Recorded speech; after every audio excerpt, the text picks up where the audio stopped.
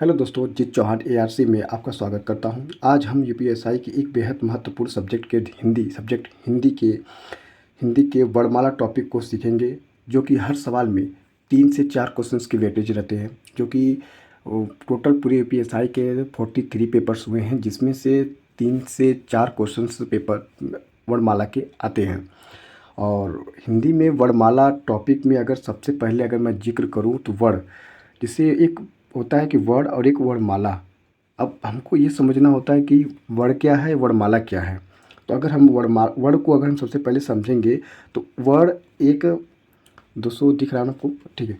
वर्ण ऐसी ध्वनि वर्ण एक ऐसी ध्वनि जिसके वर्ण वह ऐसी ध्वनि जिसके सार्थक खंड नहीं नहीं किए नहीं किए जाते हैं नहीं किए जाते नहीं किए जाते हैं तो वर्ण कहलाते हैं। ठीक है, क्या कहलाते हैं? वर्ण कहलाते हैं। अगर आप ये कहें कि वर्णमाला किसे कहते हैं, तो वर्णमाला वर्णों के, ये तो आप लोगों को सभी को पता ही होगा, जैसे हर बुक किताबों में सब में मेंशन है कि वर्णों के व्यवस्थित तथा तथा क्रमबद्ध समूह को वर्णमाला कहते हैं। वर्णमाला कहते हैं। ठीक है, लेकिन ये तो हमने डिफिनेशन को तो समझ लिया कि ऐसी ध्वनि जिसके खंड नहीं किए जाते तो वो वर्ण होते हैं। लेकिन वर्णमाला क्या होते हैं? वर्णों के व्यवस्थित तथा क्रमबद्ध समूह को वर्णमाला कहते हैं। अगर आप इसके फॉर एग्जाम्पल को अगर हम देखते हैं, जैसे हो गया क, च, प, ढ, ये क्या है? वर्ण है।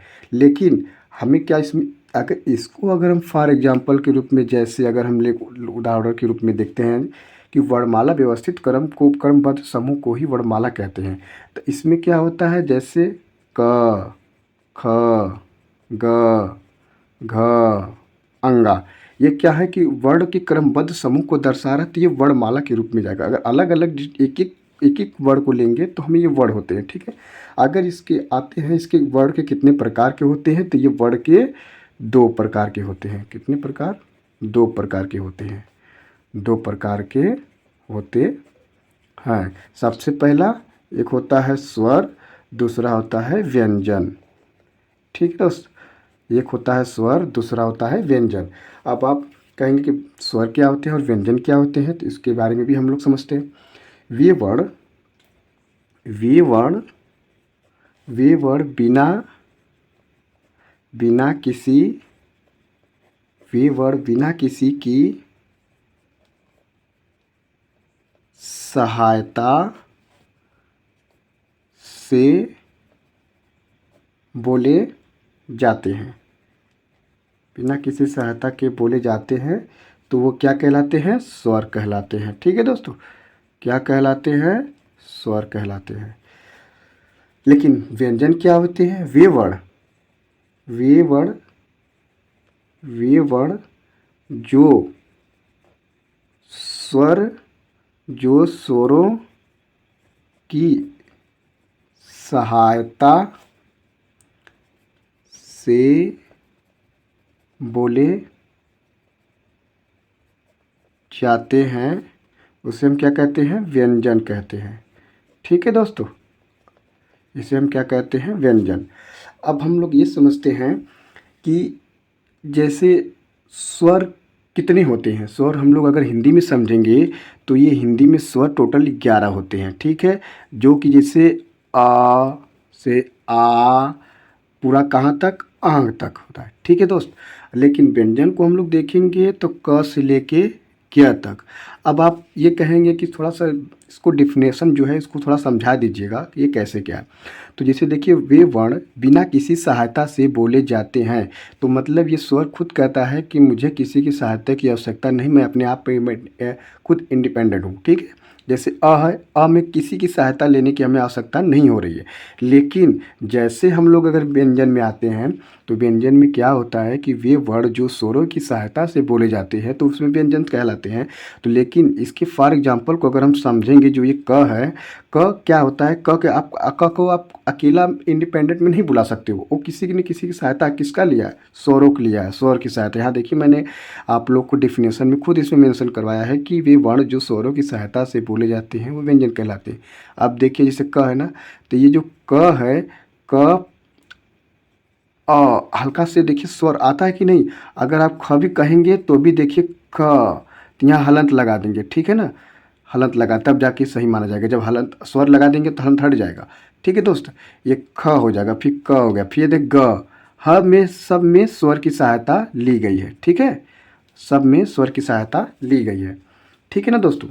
अब हम आते हैं इसमें नीचे पोर्शन में आते हैं कि मात्रा, मात्राओं की संख्या कितनी होती है, मात्राओं की बताइएगा। मात्राओं की संख्या होती है 10। अब आपके मन में एक क्वेश्चन का सवाल फिर उठेगा कि सर आपने अभी जिक्र किया कि स्वरों कितने होते हैं, टोटल 11 होते हैं। टोटल हमने कितना स्वर बताए हैं, 11 होते हैं, लेकिन आपने मात्राओं के आधार पर क्यों 10 बताए। तो हाँ, तो ये बात देखिए, आ से लेके अ तक इस सब में मात्रा लगे हुए हैं, परंतु आप में जो ये अ है ये बेचारा अकेला है, कि मात्रा की इसकी आवश्यकता नहीं, ये खुद का ही है, इसमें मात्रा नहीं लगे हुए हैं, इसको नहीं काउंटिंग किया गया है। ठीक है दोस्त। अब आते हैं हम लोग समझते हैं मूल व्यंजनों की संख्या कितनी है। अगर आप हम लोग जैसे ही मूल व्यंजन की संख्या पूछें तो ये 33 होते हैं। ठीक ना, 33 होते हैं।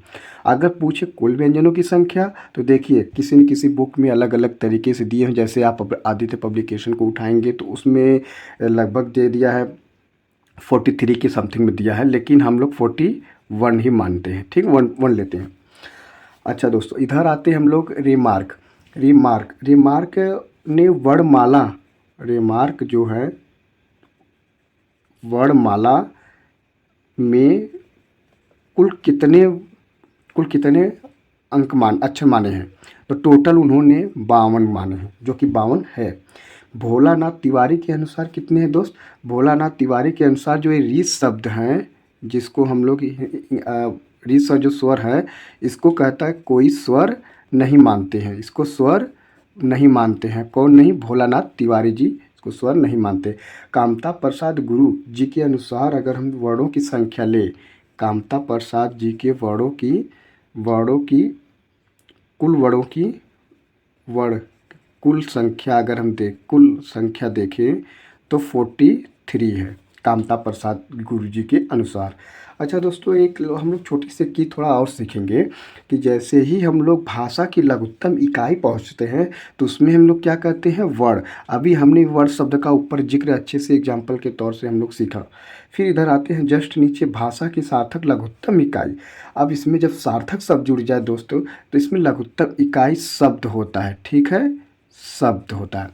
ठीक है दोस्त। इधर आते हैं और नीचे भाषा के व्याकरणिक सार्थक लघुत्तम इकाई। जब व्याकरणिक शब्द, हम लोग व्याकरण शब्द का टॉपिक हुई वर्णमाला को हम जिक्र कर रहे हैं, तो उसमें ही बोल दे रहा है कि भाषा के व्याकरणिक शब्द लघुत्तम इकाई क्या होते हैं, तो हम लोग क्या कहेंगे दोस्त, पद कहते हैं। ठीक है। लेकिन अगर आपको पूछे कि भाषा की पूर्ण अर्थ प्रदान करने वाली लघुत्तम इकाई, तो देखिए दोस्त इसमें होता है वाक्य। मेरे संज्ञान में वाक्य, हाँ सही होगा, हाँ सही है, ये वाक्य होगा। ठीक है दोस्त, ये वाक्य है। ठीक है दोस्तों। और आप लोगों को दोस्तों कैसा वीडियो लगा वर्णमाला के टॉपिक पर। अगर आप लोग मुझे, छोटा से मैंने स्टार्ट किया है, अभी मैंने यूपीएसआई के सारे सिलेबस की हिंदी को हम लोग बहुत अच्छे और बहुत बेहतरीन तरीके से जिक्र करेंगे दोस्त। अगर आप लोग मुझे सपोर्टेड करेंगे दोस्त, प्लीज़ सर दोस्त करना। मैं हैंड राइटिंग नोट्स के आधार पे ही आप लोग को सारे टॉपिक्स को अच्छे से एक्सप्लेन करूँगा। और हम लोग सबसे पहले इसका हम लोग एक अच्छे से वरीयता भी बनवाएं दोस्त। क्या कि सबसे पहले हम लोग देखिए हिंदी के पोर्शन होते हैं, 3 पोर्शन में हम लोग डिवाइड किए हैं। सबसे पहले हम लोग हिंदी के व्याकरण को उठाए हैं।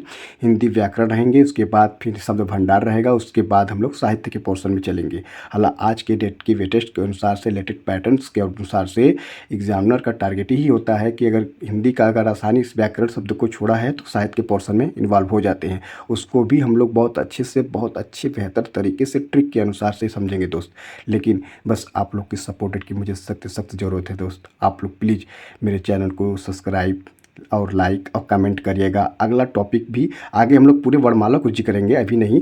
आप लोग को कैसा लगा, कैसे किस तरह से, अगर कोई मेरे अंदर त्रुटियाँ हो, कोई भी प्रकार का एरर पॉइंट अगर आप लोग के मन में विराजमान हो तो आप उसे जिक्र जरूर करिए सर।